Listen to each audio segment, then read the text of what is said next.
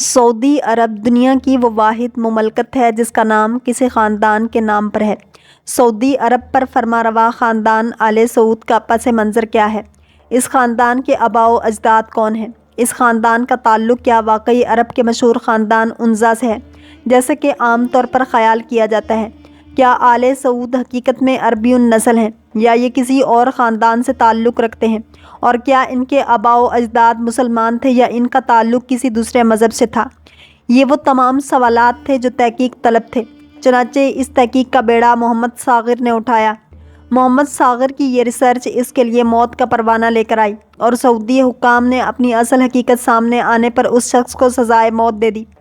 محمد صاغر کی ریسرچ کے مطابق 851 ہجری میں قبیلہ عنزا کی ایک شاخ آل مصالح سے تعلق رکھنے والے کچھ افراد نے ایک تجارتی کاروان تشکیل دیا جس کا مقصد عراق سے غذائی اجناس خرید کر انہیں نجد لانا تھا۔ اس قافلے کا سالار سامی بن مسلول تھا۔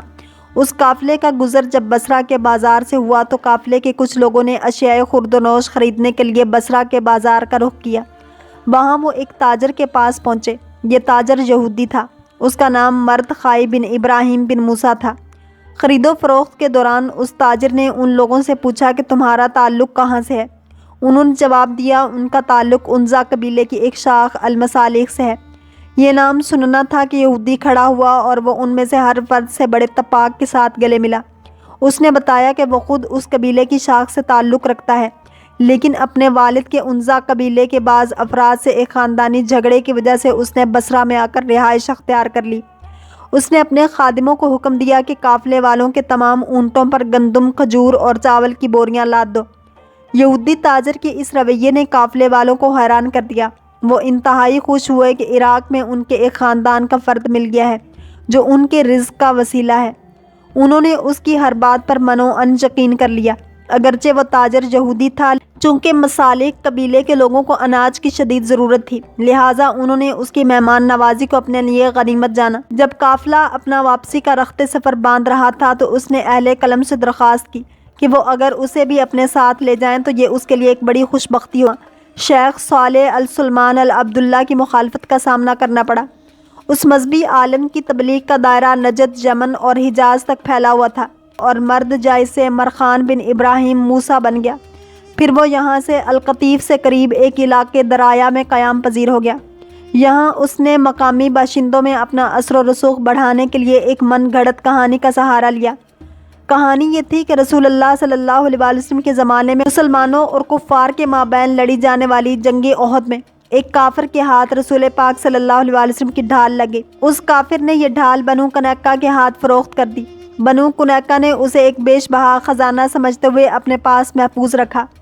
یہودی تاجر نے اس علاقے کے بدوؤں کے درمیان اس طرح کی کہانیاں پھیلانا شروع کر دیں۔ ان من گھڑت کہانیوں کے ذریعے وہ یہ ثابت کرنا چاہتا تھا کہ عربوں میں یہودی قبائل کا کتنا اثر ہے اور وہ کس قدر لائق احترام ہے۔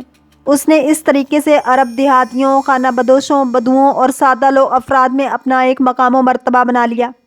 آخر اس نے ارادہ کر لیا کہ وہ مستقل طور پر القطیف کے قریب دریا قصبے میں قیام کرے گا اور اسے اپنی سرگرمیوں کا مرکز بنائے گا۔ اس کے خیال میں یہ علاقہ عرب میں بڑی یہودی سلطنت کے قیام کے لیے راہ ہموار کرے گا۔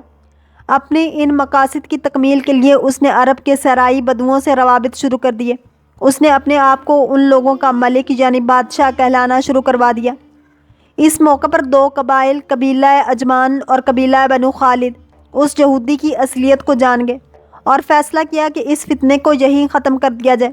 دونوں قبائل نے باہم اس کے مرکز دریا پر حملہ کر دیا اور اس قصبے کی اینٹ سے اینٹ بجا دی، جبکہ مرد فائی جان بچا کر بھاگنے میں کامیاب ہو گیا اور العارض کے نزدیک المالی بید غصیبہ کے نام سے ایک فارم میں پناہ لی۔ یہی العارض آج ریاض کے نام سے جانا جاتا ہے جو سعودی عرب کا دارالخلافہ ہے۔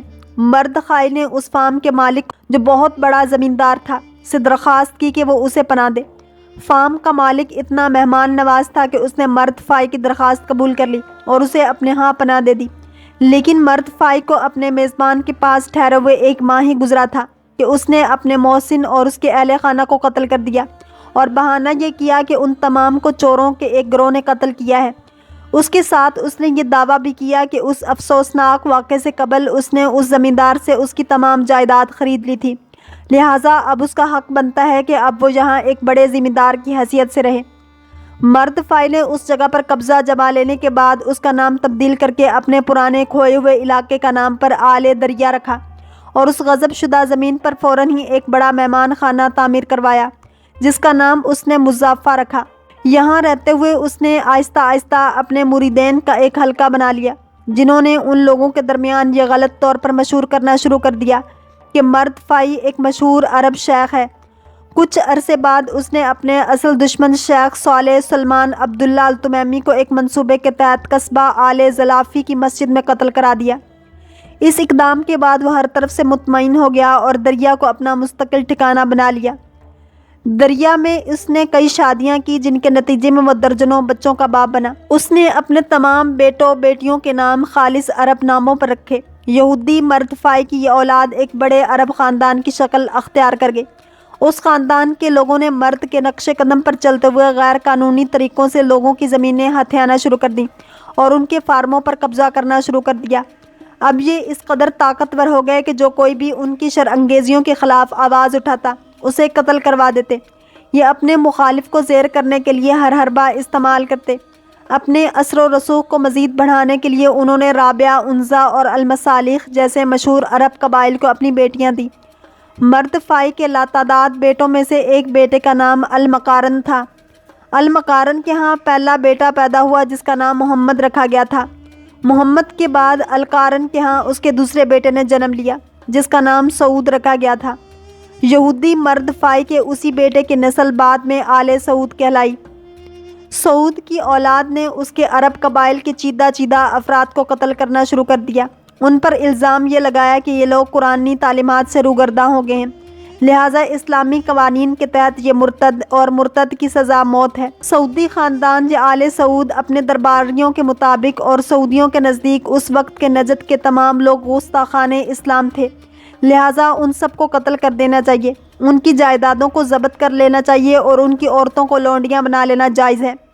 ان کے نزدیک وہ شخص جو محمد بن عبد الوہاب اس کے آباء و اجداد بھی ترکی کے یہودی تھے کہ عقیدے سے متفق نہیں ہے، وہ دائرہ اسلام سے خارج ہے۔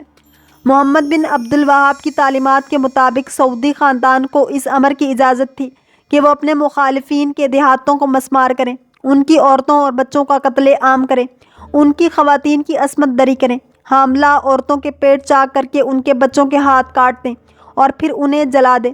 اس وحشی خاندان نے عملاً وہابیت کے نام پر یہ تمام جرائم کیے۔ عقیدہ وہابیت جو حقیقت میں ایک یہودی کی تخلیق تھا اور جس کا مقصد مسلمانوں کے اندر انتہا پسندی اور دہشت گردی اور فرقہ واریت کے بیج بونا تھا، اس کے پیروکاروں نے 1163 ہجری سے آج تک قتل و غارت کا ایک بازار گرم کیا ہوا ہے۔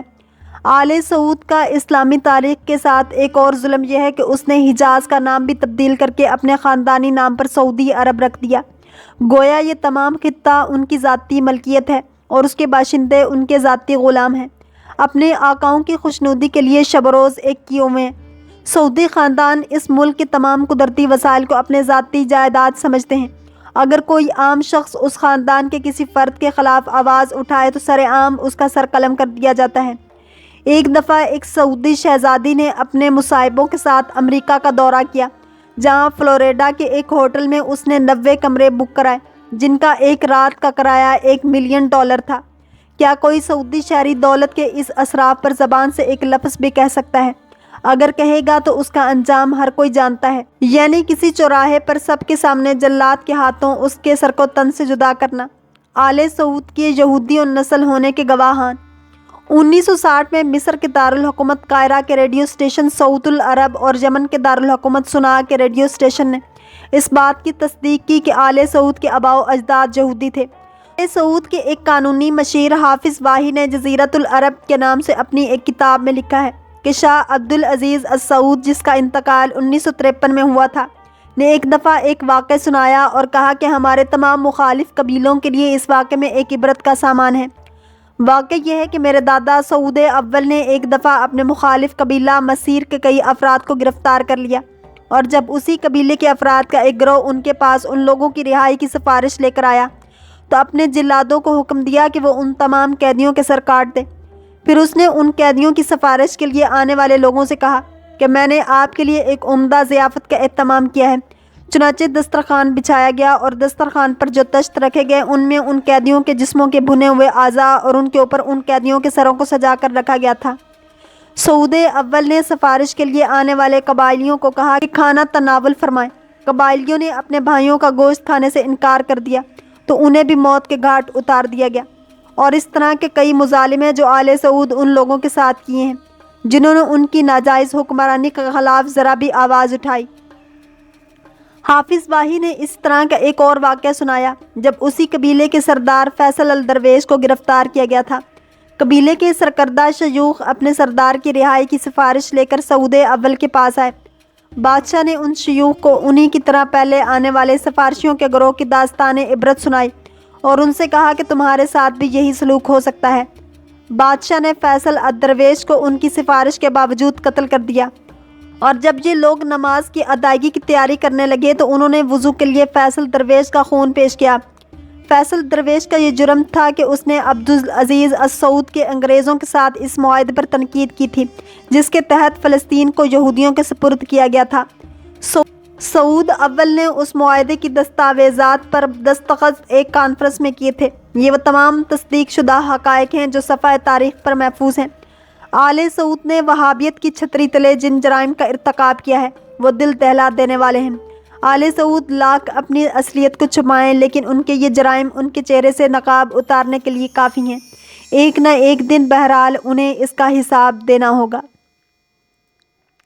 اللہ کریم ہم سب کو دین اسلام کی پیروی کرنے والا اور عشق مصطفیٰ صلی اللہ علیہ وآلہ وسلم نصیب فرمائے۔ اگر آپ کو یہ ویڈیو پسند آئی ہے تو لائک، شیئر اور سبسکرائب کرنا مت بھولیے تاکہ ایسی اسلامک انفارمیٹیو ویڈیوز آپ تک پہنچتی رہیں۔